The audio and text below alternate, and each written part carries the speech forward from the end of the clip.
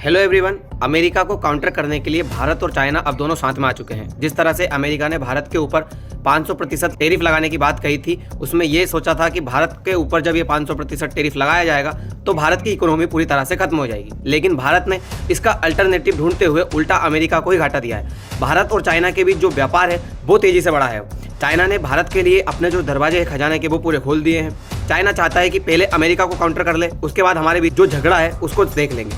China इस तरह की स्ट्रेटजी को अपना के चलता है। इसलिए भारत और चाइना के बीच में अप्रैल से नवंबर के बीच में जो व्यापार है वो 33% का मुनाफा हुआ है।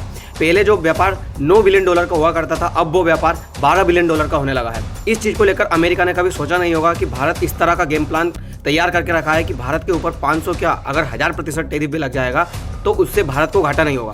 और साथ ही ये भी खबर सामने आ रही है कि भारत जो अमेरिका को फार्मा से रिलेटेड चीज़ें भेजता था, जो मेडिकल से रिलेटेड दवाइयाँ भेजता था, उनके जहाज भारत ने पलटा लिए, अपने पास वापस बुला लिए।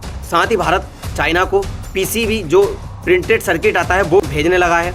इससे क्या होगा कि भारत का जो मुनाफा है वो तेज़ी से बढ़ेगा। अमेरिका के साथ जो हम एक्सपोर्ट ज़्यादा करते थे उसको कंपेंसेशन करने के लिए हमने चाइना के साथ एक्सपोर्ट बढ़ाया है। तो इससे भारत की इकोनॉमी को क्या होगा, स्टेब्लिश हो जाएगी, जिससे भारत को होने वाला घाटा बिल्कुल ना के बराबर हो जाएगा। और अमेरिका को ये समझ में आ जाएगा कि भारत के साथ उलझना अमेरिका के लिए ही घाटा है, ना कि भारत के लिए।